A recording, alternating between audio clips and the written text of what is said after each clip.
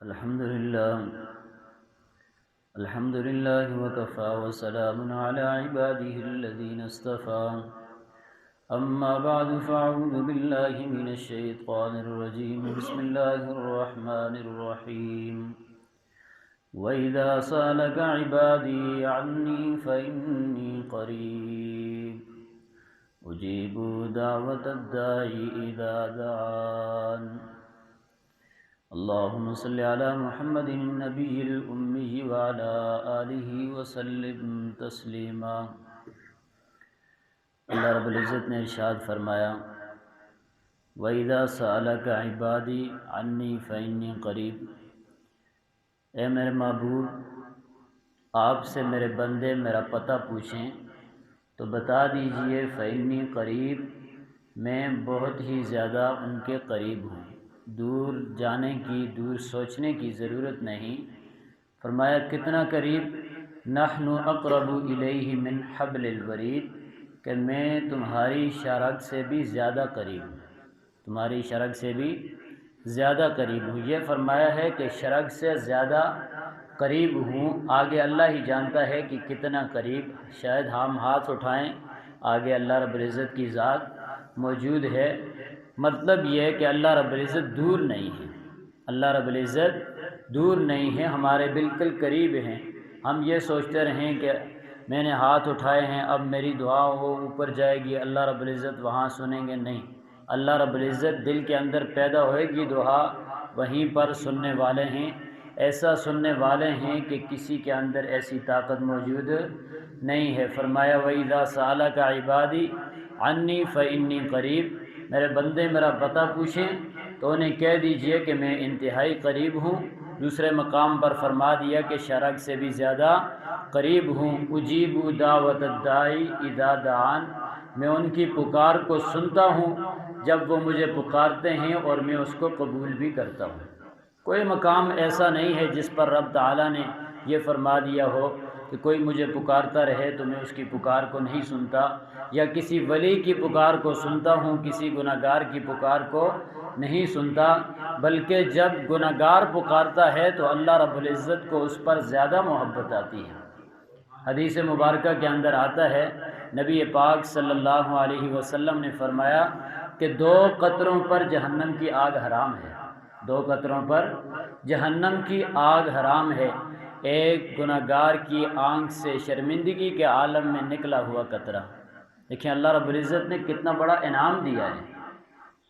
یہ تو نہیں فرمایا نا کہ تو گناہگار ہے میرے در پہ آ کے آنسو نہ بہا. ہمارے دنیا میں ہوتا ہے نا، اگر کوئی غلطی کر لے، ہماری توہین کر دے یا ہمارے ساتھ کوئی اور معاملہ کر دے، اگر وہ بیچارہ رو رو کے معافی بھی مانگ رہا ہو، ہم اسے کہتے ہیں اب تو رو رو کے مجھ سے معافی مانگ رہا ہے، اب ادھر آنکھیں، ہم کہتے ہیں مگرمچھ کے آنسو اب نہ بہا میرے سامنے.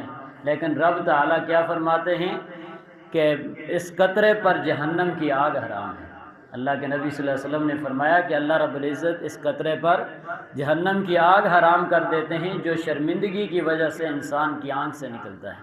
اور دوسرا وہ قطرہ جو شہید کے خون کا زمین پر گرتا ہے. اور شہید کا بھی اللہ رب العزت نے بڑا مقام رکھا ہے. حدیث مبارکہ کے اندر آتا ہے شہید کا اتنا بڑا مقام ہے کہ اللہ رب العزت جب اس کو زخم لگتا ہے، اس کی موت کا وقت آتا ہے، تو اللہ رب العزت زمین پر اس کا خون کا قطرہ گرنے سے پہلے اس کی مغفرت فرما دیتے ہیں. اور اس وقت جب اس کی روح قبض ہو رہی ہوتی ہے، اللہ رب العزت اس وقت اس کو اپنا دیدار نصیب فرماتے ہیں.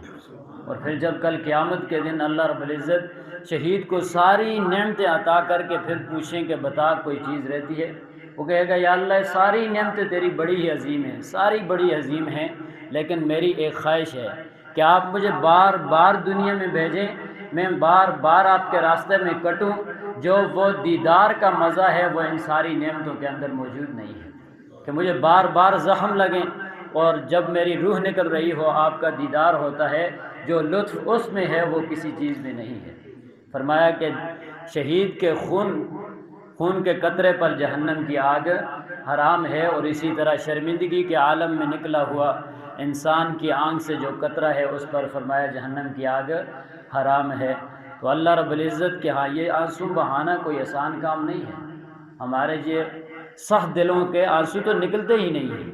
ثم قست قلوبکم من بعد ذلك فهي كالحجارة او اشد قسوة وان من الحجارة لما يتفجر منه الانہار وان منها لما يشقق فيخرج منه الماء۔ آج کل تو ہمارے دل جو ہیں یہ پتھروں سے بھی زیادہ سخت ہو گئے ہیں۔ اللہ فرماتے ہیں کہ کچھ پتھر بھی ایسے ہیں کہ جن سے نہریں پھوٹ پڑتی ہیں، کچھ پتھر ایسے ہیں جو رب تعالیٰ کے خوف کی وجہ سے لڑک پڑتے ہیں، لیکن آج ہماری کیفیت ان پتھروں سے بھی کہیں آگے نکلی ہوئی ہے کہ ہمارا دل اتنا سخت ہو چکا ہے کہ ہمیں اللہ کے خوف سے رونا آتا ہی نہیں ہے۔ اور آج کل تو میں سمجھتا ہوں وہ آنکھیں خوش قسمت ہیں جو رب تعالیٰ کے خوف کے اندر اور شرمندگی کے عالم میں روتی ہیں۔ اللہ تعالیٰ ہمیں بھی ایسی آنکھیں عطا فرمائے، ہمیں بھی ایسا رونا نصیب فرمائے جو اللہ کے حضور ہم شرمندگی کی وجہ سے بہائیں اپنے گناہوں پر۔ تو فرمایا ایسے قطرے پر جہنم کی آگ حرام ہے۔ اللہ تعالیٰ ہمیں اپنی ذات سے مانگنے کی توفیق عطا فرمائے، اپنی پچھلی زندگی کے گناہوں پر شرمندگی عطا فرمائے اور آئندہ کے لیے گناہوں سے بچنے کی توفیق عطا فرمائے۔ آمین۔ اللہم انت السلام ومنک السلام تبارک ربنا وتعالیت یا ذی الجلال والاکرام۔ اللہم اعنا علی ذکرک وشکرک وحسن عبادتک۔ اللہم احسن عاقبتنا فی الامور کلها واجرنا من خزي الدنیا وعذاب الآخرہ۔ اللہم انک عفو کریم تحب العفو فاعف عنا یا غفور یا غفور۔ ربنا ظلمنا انفسنا وان لم تغفر لنا وترحمنا لنكونن من الخاسرین۔ ربنا فاغفر لنا ذنوبنا وكفر عنا سیئاتنا وتوفنا مع الابرار۔ ربنا ظلمنا انفسنا وان لم تغفر لنا وترحمنا لنكونن من الخاسرین۔ یا الہ العالمین، ساری زندگی کے صغیرہ کبیرہ گناہوں کو معاف فرما۔ یا اللہ ساری زندگی کے صغیرہ کبیرہ گناہوں کو معاف فرما، آئندہ کے لیے گناہوں سے بچنے کی توفیق عطا فرما۔ یا اللہ سچی توبہ کرنے کی توفیق عطا فرما، توبہ کے بعد توبہ پہ استقامت نصیب فرما۔ یا اللہ رمضان المبارک کی آخری گھڑیاں ہیں، یا اللہ ان کے اندر ہم سب کی بخشش کے فیصلے فرما۔ یا اللہ ہم سب کی بخشش کے فیصلے فرما، پوری امت مسلمہ کی بخشش کے فیصلے فرما۔ یا اللہ پوری امت مسلمہ کی بخشش کے فیصلے فرما۔ ربنا تقبل منا انک انت السمیع العلیم وتب علینا انک انت التواب الرحیم۔ صلی اللہ تعالی علی خیر خلقہ محمد وعلی آلہ واصحابہ اجمعین برحمتہ۔